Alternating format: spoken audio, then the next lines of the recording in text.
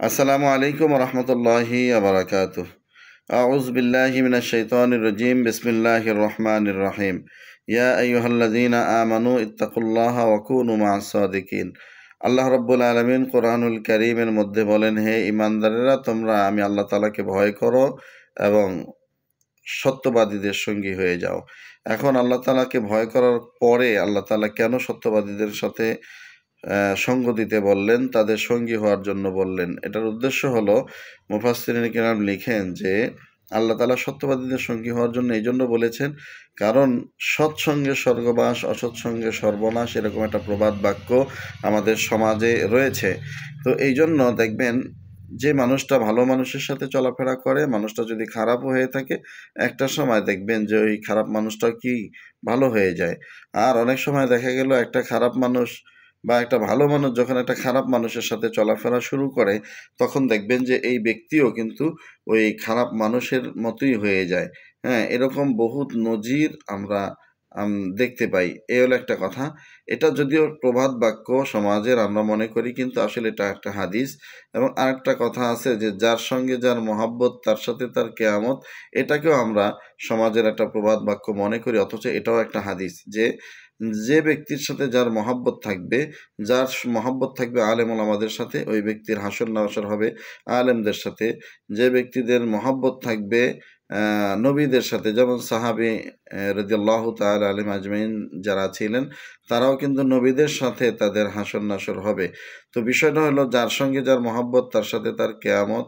এবং সৎসঙ্গে স্বর্গবাস, অসৎসঙ্গে সর্বনাশ, এই দুইটা জিনিস দ্বারা আমরা বুঝি যে মানুষ যখন ভালো মানুষের সাথে চলে, তাহলে মানুষটা ভালো হওয়ার সম্ভাবনা বেশি। এই জন্য আল্লাহ তাআলা বললেন যে তোমরা যদি আমি আল্লাহ তাআলাকে ভয় করতে হয়, তাহলে তোমাদেরকে অবশ্যই নেককার ব্যক্তি, যারা আল্লাহওয়ালা, হ্যাঁ, এই যে সাদিকিন, এদের ব্যাখ্যায় কি বলা হয়েছে যে এরা কারা? এরা হলো মিনান নাবিয়্যিন ওয়াস সিদ্দিকিন ওয়াস শুহাদাই ওয়াস সালিহিন। এই চার শ্রেণীর ব্যক্তিদেরকে আল্লাহ তাআলা সত্যবাদী হিসাবে মানুষের সামনে পরিচয় করিয়ে দিয়েছেন। তো দেখেন, বর্তমানে আমরা যদি ভালো মানুষের সঙ্গ দেই, তাহলে আমরাও ভালো হওয়ার সম্ভাবনা আছে। অন্যথায় যে ভালো মানুষের সঙ্গী না হওয়ার কারণে বর্তমানে দেখেন মানুষ কতটা নির্লজ্জ পাপ মানুষ করে বেড়াচ্ছে। যেমন জেনা ব্যভিচারের মতো কাজ করতেও মানুষ একটুও দ্বিধাবোধ করছে না, অথচ যদি কোনো ভালো আল্লাহওয়ালাদের সাথে সম্পর্ক থাকতো, তাহলে কিন্তু এই মানুষটা ভালো হওয়ার সম্ভাবনাই বেশি থাকতো। এই ধরনের অপকর্ম হওয়ার সম্ভাবনা একেবারে 0 থেকে 0% ছিল। তো দেখেন, একটা কথা আছে যে হযরত আশরাফ আলী থানভী রহমতুল্লাহ আলাইহি তার একটি কিতাবের মধ্যে লেখেন যে বর্তমানে যেই যুগ, এই যুগে কোনো পথভোলা ব্যক্তি, কোনো মানে নামাজ না পড়নেওয়ালা নাফরমান ব্যক্তি, নামাজ পড়ে না, রোজা রাখে না, হজ করে না, যাকাত দেয় না, এক কথায় আল্লাহ বিমুখ ব্যক্তি, যদি কোনো আল্লাহওয়ালার সোহবতে যায়, কমপক্ষে 40 দিন। কতদিন? 40 দিন যদি কোনো আল্লাহওয়ালার সোহবতে থাকা যায়, এটা আশরাফ আলী থানভী রহমতুল্লাহ আলাইহি বলেন যে এতটুকু গ্যারান্টি দেওয়া যায় যে ওই ব্যক্তির মধ্যে আর ওই যে ফাহেসা কাজ, হ্যাঁ, জেনা ব্যভিচার গুনাহের কাজের দিকে যে উদ্বুদ্ধ ছিল লোকটা, এই দিকে মানুষটা আসলে আস্তে আস্তে কি মানুষটা ওখান থেকে দূরে চলে আসবে, অর্থাৎ নেকের পথে চলে আসবে। কিন্তু আমাদেরকে যদি কথা বলে, আমরা বলি ভাই আমাদের সময় নেই, আমরা কোত্থেকে সময় দিব।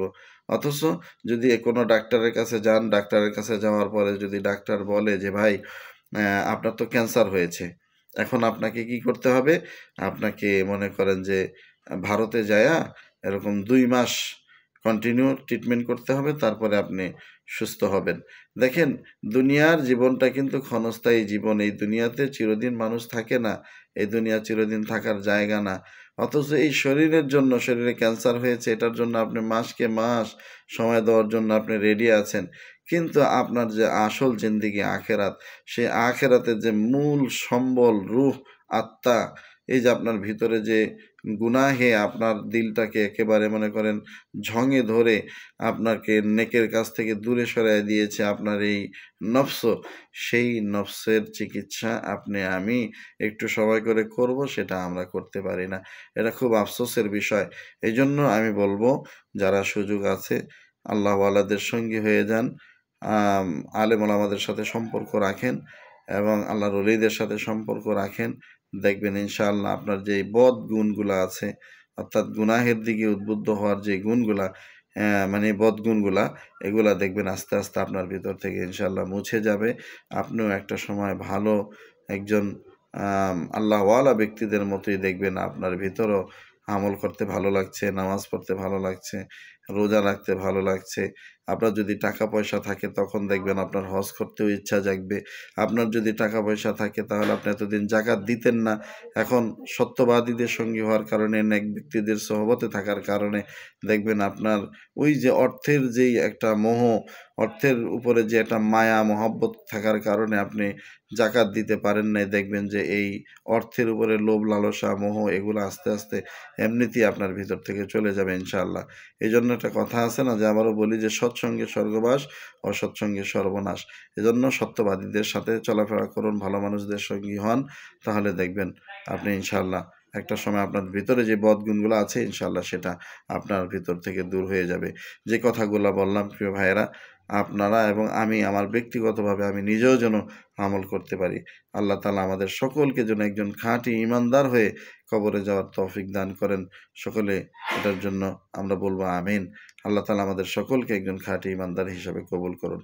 প্রিয় ভাইয়েরা, আজকের এই ভিডিও পর্যন্ত। আরেকদিন নতুন অন্য আরেকটি ভিডিও নিয়ে আপনাদের সামনে হাজির হব। ততক্ষণ ভালো থাকবেন, সুস্থ থাকবেন। সেই দোয়া আল্লাহ তাআলার কাছে করে আজকের এই ভিডিও থেকে বিদায় নিচ্ছি। আল্লাহ হাফেজ। আসসালামু আলাইকুম ওয়া রাহমাতুল্লাহি ওয়া বারাকাতুহু।